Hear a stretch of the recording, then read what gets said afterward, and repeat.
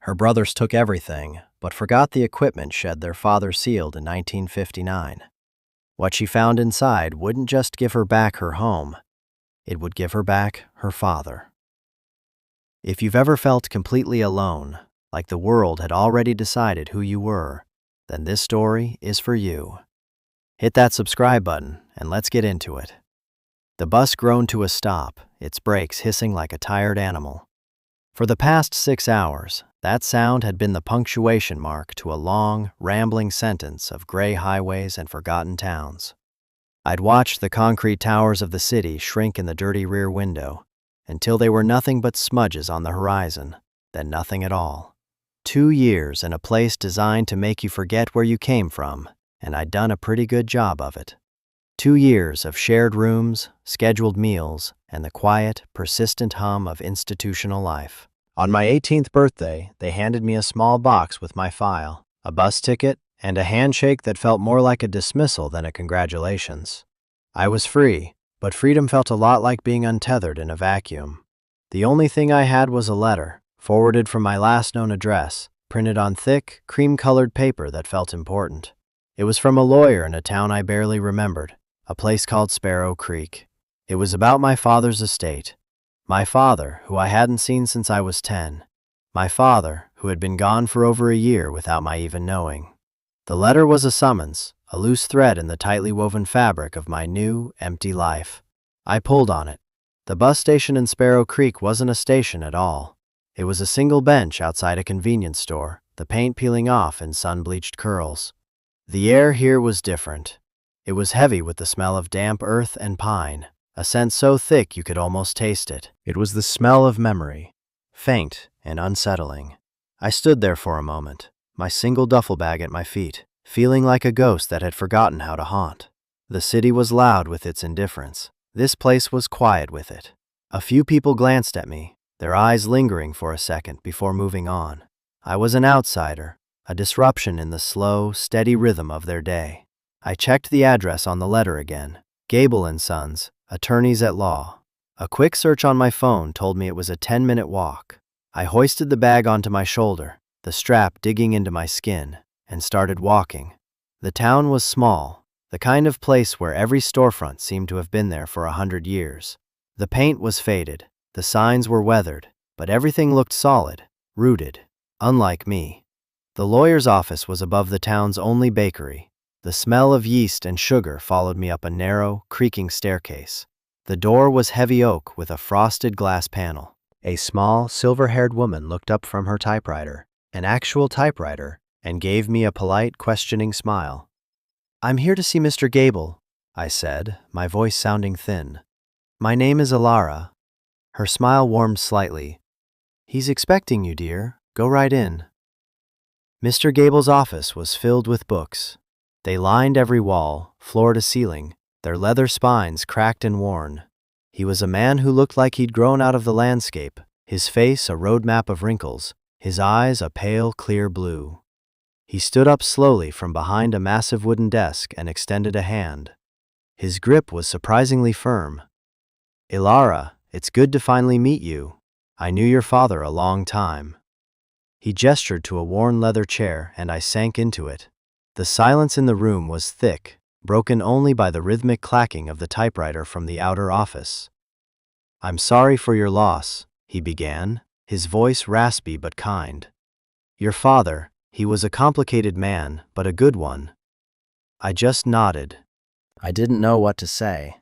How do you mourn a man you barely knew? A man who felt more like a story than a person. Mr. Gable shuffled some papers on his desk. "I'll get right to it. Your father's will was executed about 10 months ago. Your brothers, Mark and Liam, were the primary beneficiaries." He paused, his eyes studying my face. "They received the house, the surrounding acreage, and the contents of the main accounts. The property is quite valuable, or it will be once the new highway expansion goes through." He slid a document across the desk. It was a summary of the estate. The numbers were staggering. Land I never knew we had, money I couldn't even imagine. And at the bottom, my name, Alara Vance. Bequest, $5,000, and, in a strange, handwritten addendum, a single line. To my daughter, Ilara, I leave the full and complete contents of the Old North equipment shed, sealed by my own hand in the summer of 1959. I stared at the words. An equipment shed. My brother's got a farm, a future, a fortune. I got a shed. The humor of it was so bleak, so utterly deflating, that a small, dry laugh escaped my lips. It sounded like a cough. Mr. Gable didn't smile. He just watched me, his expression unreadable. Your brothers were not pleased you were included at all, he said quietly. They argued the addendum was nonsensical, that the contents were worthless junk. The court upheld it. The $5,000 has been wired to an account I set up for you. As for the shed, it's yours, for what it's worth. He leaned back in his chair, the leather creaking in protest. They're selling the land, Ilara. A development company has made them a significant offer.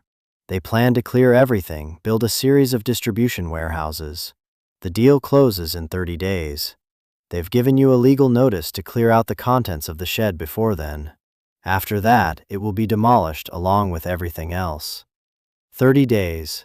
30 days to claim a pile of junk from a life I wasn't part of, on land that was no longer mine. It felt like the final insult, a joke from beyond the grave. Why would he do that? I whispered, more to myself than to him. Why leave me that? Mr. Gable folded his hands on the desk. I don't know, child. Your father stopped talking about his reasons a long time ago. But I will tell you this, he was a meticulous man. He never did anything without a purpose. He slid another piece of paper toward me. It was a simple, hand-drawn map of the property, a small square on the north end circled in red ink. Next to it, he'd written a phone number for a local taxi service. Go see for yourself, he said gently. Whatever is in that shed, it was left for you and you alone. Maybe that's the only thing that matters.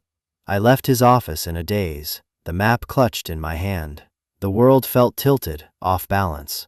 My brothers, I barely remembered them. Mark was the oldest, always serious, always looking at me like I was a problem he had to solve. Liam was the charmer, quick with a smile that never quite reached his eyes.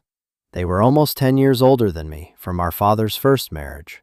After my mother died when I was 6, they were just there, figures in the background of my grief. When our father's health started to fail, when he couldn't manage on his own anymore, they were the ones who decided I should be sent to a state home in the city. It's for the best, they'd said, their faces masks of false concern. He needs professional care and you need stability. Stability, that's what they called it. I called it being erased. And now they had erased me from his will, too. Almost. The taxi driver was a man named Earl who looked like he'd been driving the same dusty sedan since 1985. He grunted when I gave him the address, a flicker of recognition in his eyes. The old Vance place, he said, turning the key. Haven't been out that way in years, not since old man Vance passed. We drove in silence, leaving the small town behind and heading out into the countryside. The road narrowed, the asphalt cracking and giving way to gravel. Trees pressed in on either side, their branches forming a canopy that dappled the light. It was beautiful, in a wild, untamed way. And then we rounded a final bend, and the trees fell away, revealing the farm. My breath caught in my throat. It was worse than I could have imagined. The house, a 2-story white farmhouse I remembered only in flashes of sunlight and the smell of baking bread, was a hollow shell. The windows were dark and empty, like vacant eyes. The porch swing was gone. The yard was a mess of overgrown weeds and discarded junk. A broken chair, a stack of old tires, empty boxes spilling their contents onto the dead grass. It looked like it had been ransacked, violated. Earl pulled the car to a stop at the end of the long driveway. "This is it," he said, his voice softer now. "They took what they wanted, I guess. Sold the rest." He looked at me in the rearview mirror, his expression sympathetic. "You need me to wait?" I shook my head, my throat too tight to speak. I paid him, the cash feeling flimsy and unreal in my hand. He gave me his card. "Call me when you're ready to leave. Cell service is spotty out here." And then he was gone, his car kicking up a cloud of dust that settled slowly over everything, coating the scene in another layer of neglect. I was alone. I walked toward the house, each step feeling heavier than the last. The front door was unlocked. It swung open with a groan, revealing rooms stripped bare. Faded rectangles on the walls showed where pictures used to hang. Scuff marks on the floor outlined where furniture once stood. They hadn't just moved out. They had gutted the place, taking every last scrap of value, every last piece of memory. I wandered through the empty rooms, my footsteps echoing in the silence. This was my home, once. I could almost hear the echoes of a life I'd lost. My mother's laugh in the kitchen, my father's heavy footsteps on the stairs. But they were just ghosts, and my brothers had evicted them too. An overwhelming sense of rage, cold and sharp, cut through the numbness. They hadn't just taken the money, they had taken my history. They had taken my father from me all over again. I backed out of the house, unable to breathe the stale, empty air any longer. I stood in the overgrown yard, the sun warm on my face, and looked at the hand-drawn map Mr. Gable had given me. A small square, circled in red, the north shed. I followed the line of a crumbling stone wall that bordered the property, pushing through thorny bushes and waist-high grass. The main barn stood to my left, its huge doors hanging open, revealing a cavernous, empty space. But I kept going, heading toward a copse of old oak trees at the far edge of the property. And then I saw it. It was smaller than I'd imagined, set back from the other buildings, almost hidden by the trees. It was made of dark, weathered wood, the roof sagging slightly in the middle. It looked ancient, forgotten. But it was the door that held my attention. It was a single, solid piece of timber, and across it, horizontally, was a thick, rust-pocked steel plate, bolted into the frame. Welded onto the center of the plate, in crude, heavy numbers, was the date, 1959. Below it was a padlock the size of my fist, its surface a solid mass of orange rust. This was it, my inheritance, a locked box in the middle of nowhere. For a long time, I just stood there, staring at it. The shed seemed to hum with a strange energy, a silent, patient waiting. It hadn't been opened in over 60 years. My father had sealed it the year my oldest brother, Mark, was born. What could be inside that was so important he had to lock it away like a tomb? What was so worthless that my brothers had overlooked it entirely? I walked around the structure, testing the walls. They were solid. The single window was boarded up from the inside. There was no way in but through that door. The padlock was a joke. No key would ever turn in that rusted mechanism again. The bolts holding the steel plate looked just as formidable, their hexagonal heads fused to the metal by decades of rain and sun. I needed tools, a crowbar, a grinder, something with leverage and power.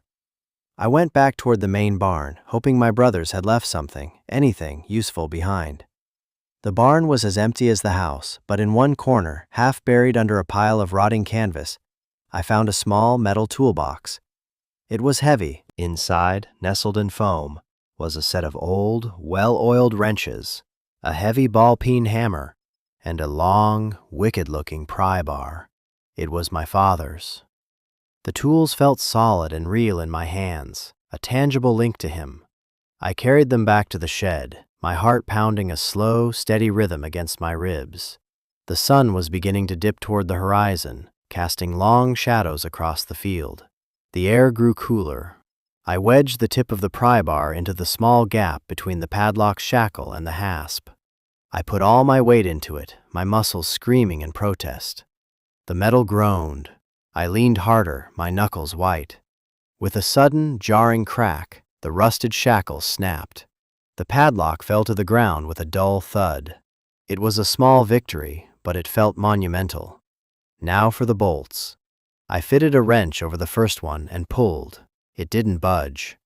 I put the pry bar over the handle of the wrench for extra leverage and threw my entire body into it. Sweat dripped into my eyes. The bolt let out a piercing shriek of protest, the sound of metal tearing itself apart. Slowly, Reluctantly, it began to turn. One by one, I fought with each of the 8 bolts. It was grueling, exhausting work. The sky turned from orange to a deep, bruised purple. By the time I got to the last bolt, my hands were raw and my arms felt like lead. With a final agonized groan, the bolt came free. The heavy steel plate shifted, held in place only by its own weight. I got my fingers under the edge and pulled. It fell away from the door and crashed to the ground, shaking the earth. And now there was just the door. I grabbed the simple iron handle, took a deep breath, and pulled. It didn't move. It was swollen shut in its frame. I had to use the pry bar again, working it into the seam, splintering the old wood. Finally, with a shudder that ran through the whole building, the door broke free. It swung inward into darkness, releasing a breath of air that smelled of dust, oil, and time itself. I stood at the threshold, peering into the blackness. My phone's flashlight cut a weak beam through the gloom. The inside was larger than I expected, the air still and cold. The floor was packed earth. Shapes loomed in the darkness, shrouded in heavy canvas tarps. They were ghosts of machines, a tractor, a plow, things I couldn't name. Everything was covered in a thick, uniform layer of dust, a gray blanket that had settled over decades. It was a perfect time capsule, untouched. I stepped inside, my boots crunching on the dry ground. The beam of my light danced across the tarps, revealing the outlines of a life that had been frozen in time. I ran my hand along the fender of the old tractor. The metal was cold. My father had put this here. He had covered it, locked the door, and walked away. Why? I moved deeper into the shed, my light scanning the walls. They were lined with shelves holding old cans of oil, jars of nails, and tools hanging from hooks, each outlined in painted white so you'd know where it belonged. He was a meticulous man, Mr. Gable had said. And then my light fell on it. In the back corner, almost hidden behind a stack of old tires, was a workbench. It was clear of the dust and tarps that covered everything else, and on the workbench sat a single object, a large, dark green, military-style footlocker. It wasn't dusty. It looked like it had been wiped clean. It had a heavy latch on the front, secured with a smaller, newer-looking padlock. My heart hammered against my ribs. This was it. This was what he had left for me. The key to this new lock wasn't rusted away. It had to be here. I ran my hands over the surface of the workbench, searching for a loose board, a hidden drawer. My fingers brushed against a small, almost invisible notch on the underside of the tabletop. I pulled. A small, shallow drawer slid out, no bigger than a deck of cards. And inside, nestled on a bed of faded velvet, was a small, brass key. My hand was shaking as I picked it up. It felt warm, as if it held some residual heat from the last person who had touched it. My father. I walked back to the footlocker, the key clutched in my palm. It slid into the lock with a satisfying click. I turned it, the mechanism moving smoothly, silently. I took a deep breath, lifted the latch, and opened the lid. The air that rose from the chest was different. It wasn't the smell of oil and dust. It was the smell of paper, of ink, of leather. My light illuminated the contents. On top was a thick, leather-bound journal. Beneath it, a stack of envelopes, bound together with a faded blue ribbon. They were addressed to me, for Alara, written in a strong, steady hand. My father's hand. And underneath the letters, there were several large manila envelopes, thick and heavy, sealed with wax. I reached in and lifted out the journal. The leather was soft and worn. I opened it to the first page. The date was June 4th, 1959, the day he sealed the shed. My dearest Alara, the entry began, though I wouldn't be born for more than 20 years. If you are reading this, then I am gone, and the world has become the complicated place I always feared it would. I have left you a difficult inheritance, not of money, I hope, but of truth, and I pray you have the strength to know what to do with it. I sat down on the dusty floor of the shed, my back against the cold wall of the footlocker, and I began to read. The journal wasn't a daily diary. It was a confession, a long, unbroken letter to a future daughter he hoped would understand. He wrote about his youth, a life I knew nothing about. He wasn't born a farmer. He grew up poor in the city, fell in with the wrong people, did things he wasn't proud of to survive. He worked for a man, a powerful, dangerous man, moving money and information. He was smart, he was careful, and he got out. He took what he was owed, a substantial sum, and he vanished, buying the farm in Sparrow Creek to disappear, to wash himself clean and start over. He married, had Mark and Liam, and for a while, he thought he had buried his past. But the money, the foundation of his new life, was tainted, and that taint, he wrote, had seeped into his sons. He saw the same hunger in their eyes that he remembered from his old life, a greed that frightened him. Then my mother came into his life. He wrote about her with a tenderness that made my chest ache. She was his redemption, his second chance. When I was born, he saw it as a final opportunity to get it right. But his past was a shadow he could never outrun. The man he used to work for never stopped looking for him. There were threats, veiled and patient. He knew that if anything happened to him, his old associates would come looking for their share, and his sons, with their avarice, would likely lead them right to it. So he made a plan, a desperate, complicated plan. He started moving his legitimate assets, the money he'd made from the farm itself, into a separate, hidden trust. A trust in my name. The deed to the entire property, free and clear, was part of it. He created a new will, one that would leave the bulk of the visible, tainted estate to Mark and Liam. It was a sacrifice, a piece of meat thrown to wolves to keep them from the real prize. The shed was the heart of it all. He sealed it in 1959, the year he finally broke free from his old life, as a symbol. But inside he placed this footlocker, a time capsule of truth for me. Your brothers will take the house and the money, he wrote.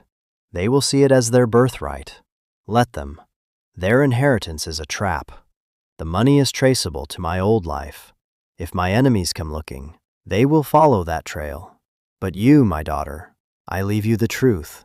I leave you the clean slate. This farm, this land, it is yours. It was always meant for you. It is the only clean thing I have to give.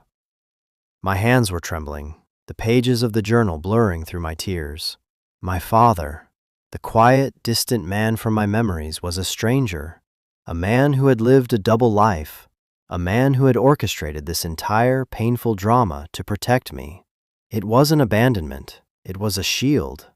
The anger I had felt toward him, the years of feeling forgotten, all of it curdled into a profound, aching grief. I cried for the man I never knew. I cried for the little girl who had felt so alone. I cried for the impossible choice he had to make. I finally set the journal aside and picked up the stack of letters tied with the ribbon.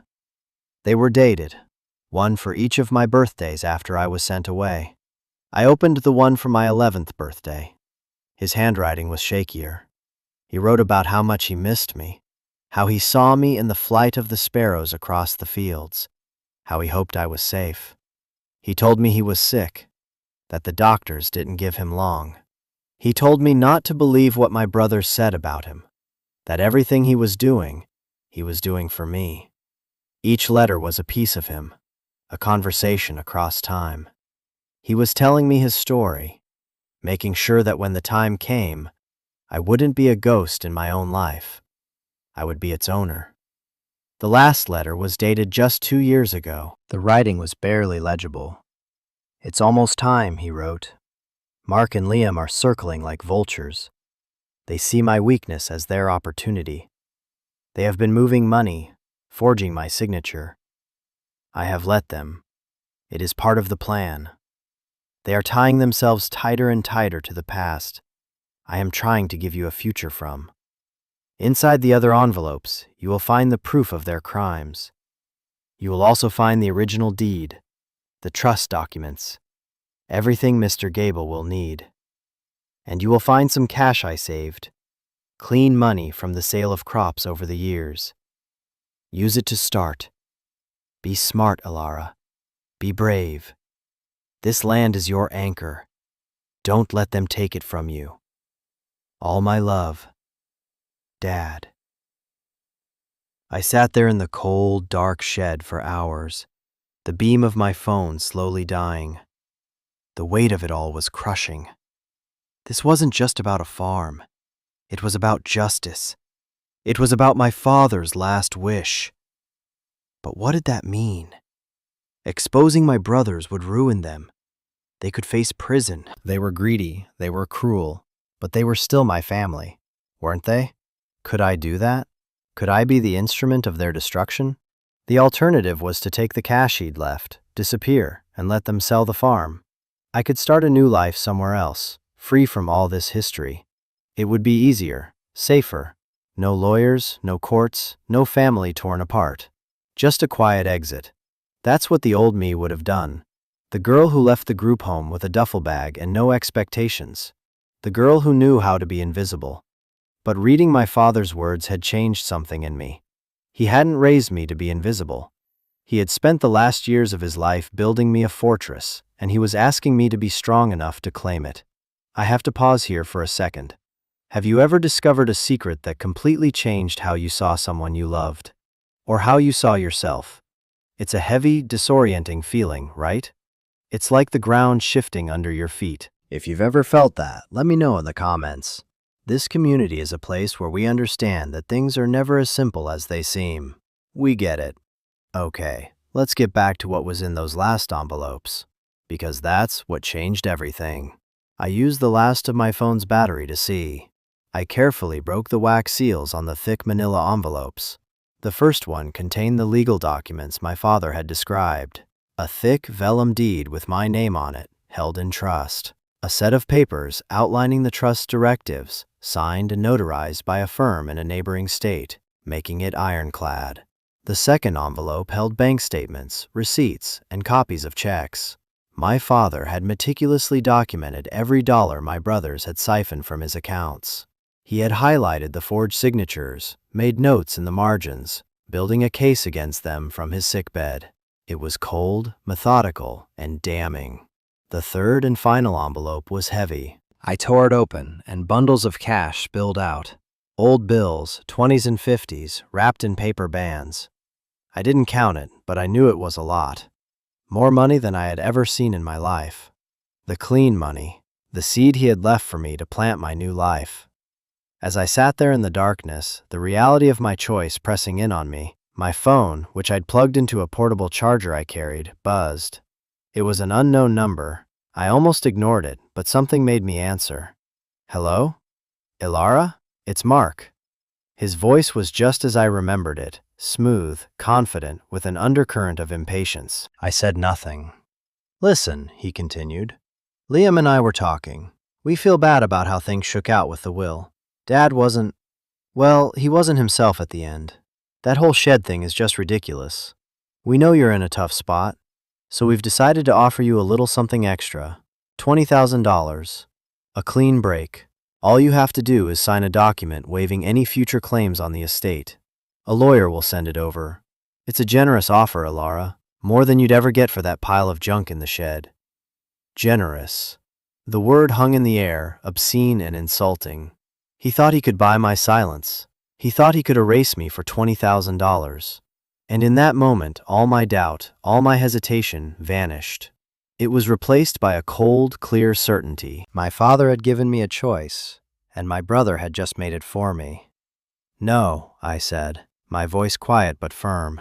No deal. There was a pause on the other end. What did you say?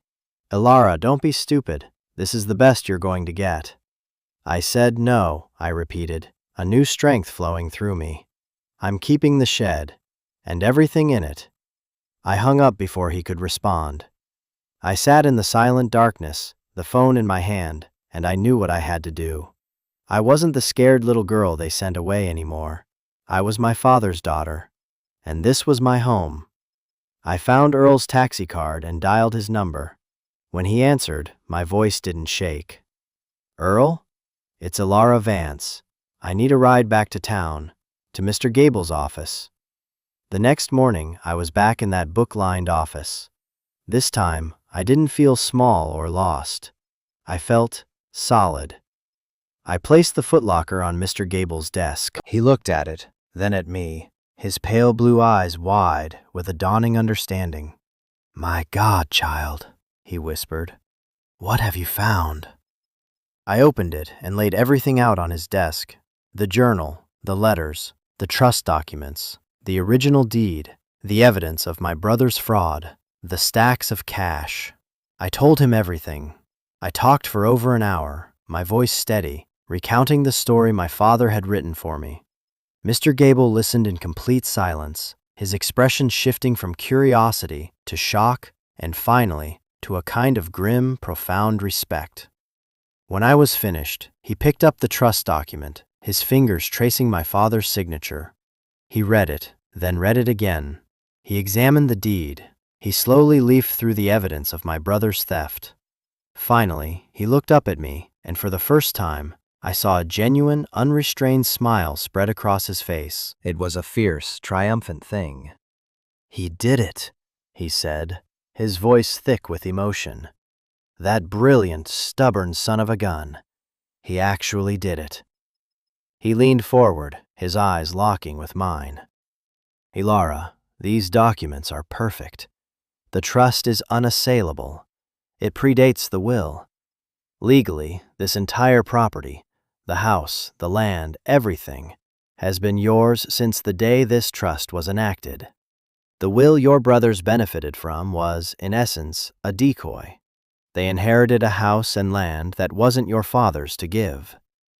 The legal battle was, as Mr. Gable predicted, swift.